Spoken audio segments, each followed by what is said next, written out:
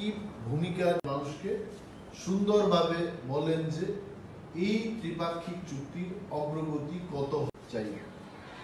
২ নম্বর যে ব্যাপারটা হলো কেন্দ্রীয় সরকার, ত্রিপুরা সরকার, এখানে বাহুবলের কোনো লড়াই নয়, এটা হচ্ছে যুক্তি, সংবিধান এবং ভারতবর্ষের বলছে না অনুপ্রবেশকারীদের বিরুদ্ধে কি পদক্ষেপ সরকার নিয়েছে। ডিপার্টমেন্ট, মাননীয় মুখ্যমন্ত্রী এবং ভারপ্রাপ্ত অন্যান্য মন্ত্রীগণ যারা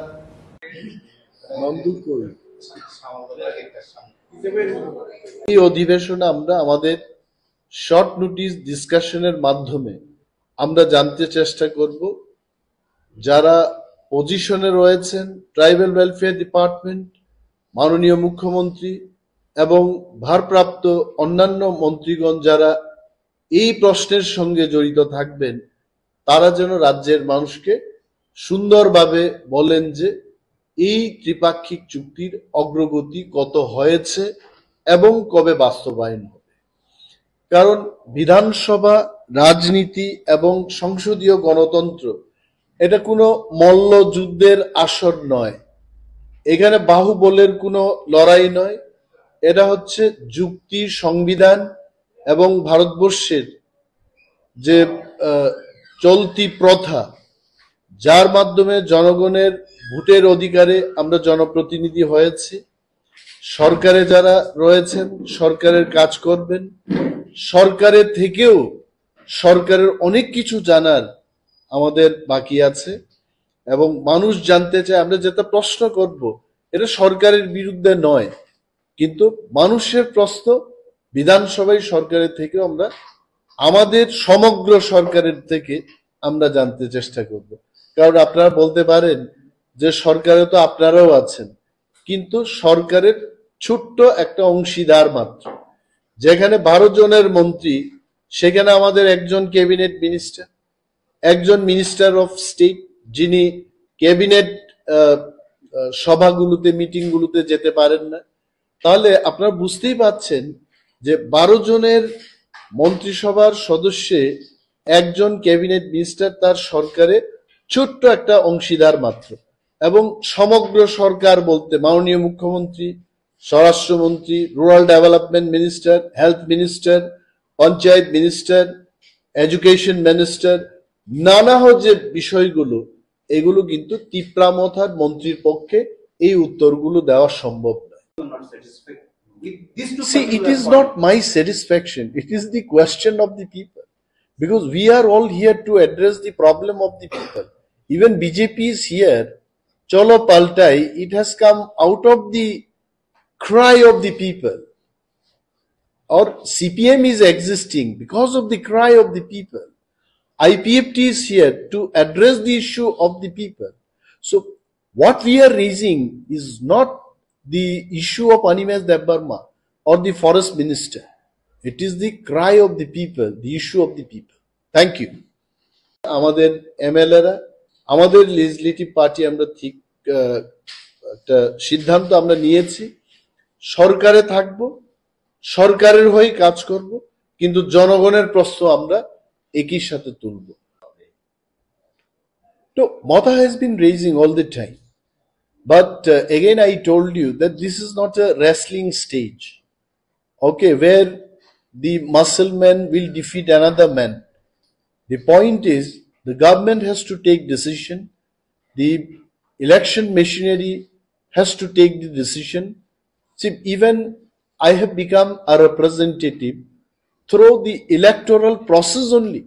So this process has to be initiated, and Tipramotha or any political party cannot do that. There is a department and the government has to give the direction, and that is why Tipramotha is raising this point. My question was, I told you that we are 1/12 or 1/10 of the government. So that is why we want to know from the entire government machinery. I am only small part of the government. You ask about forest department, I can answer. You ask about science and technology, I can answer. Printing and stationery, then I can answer. 3 departments are in my mind. But how can I answer what exactly is happening in rural development, health, tourism, because different ministers are there. So Motha wants to know what exactly is happening in regard to all these issues.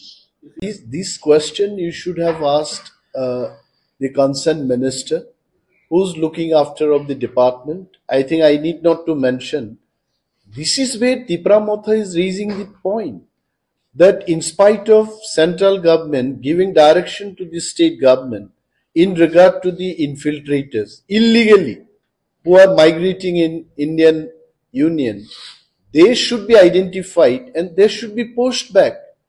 But reasonable work, reasonable action, we have not seen in our state, to be very frank. Whether the state government is serious about it or silently they are doing.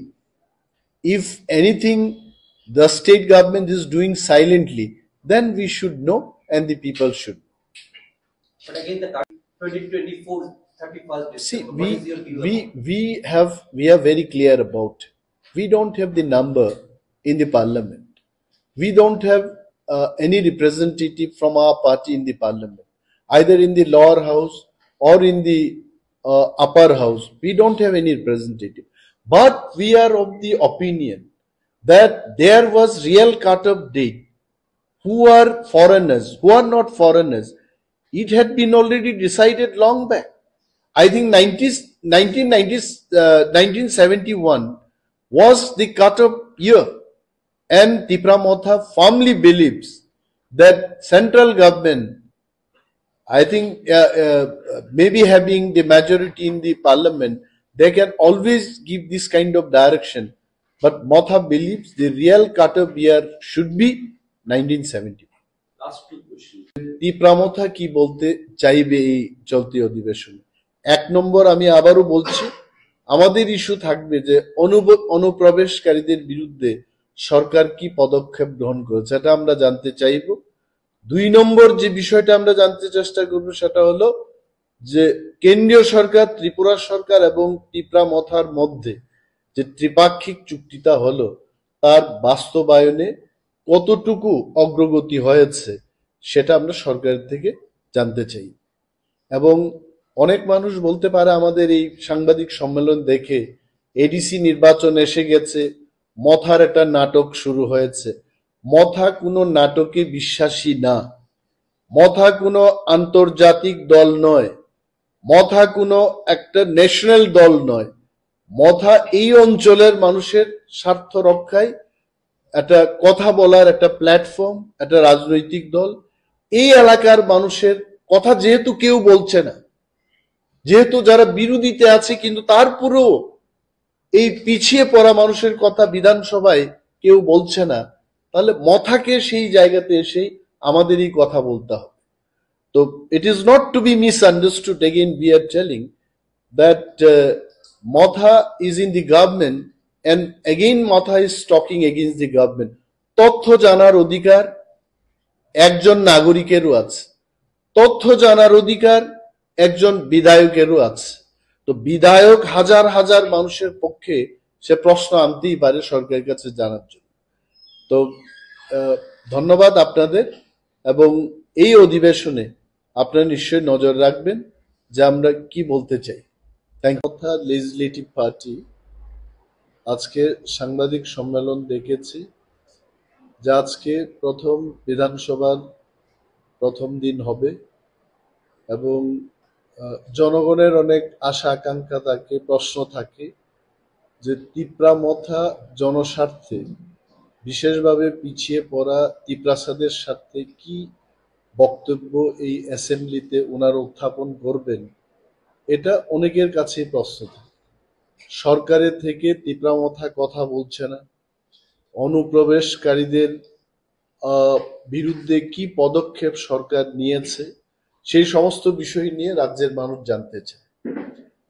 আমরা তিপ্রা মথা legislative party আমরা সিদ্ধান্ত নিয়েছি যে এই বিধানসভায় চলতি অধিবেশনে আমরা অনুপ্রবেশকারী প্রতিরোধে এবং যারা প্রবেশ করেছে তাদের বিরুদ্ধে সরকার কি পদক্ষেপ গ্রহণ করেছে সেই বিষয় নিয়ে সরকারের থেকেই আমরা সরকারের কাছে জানতে চাইব।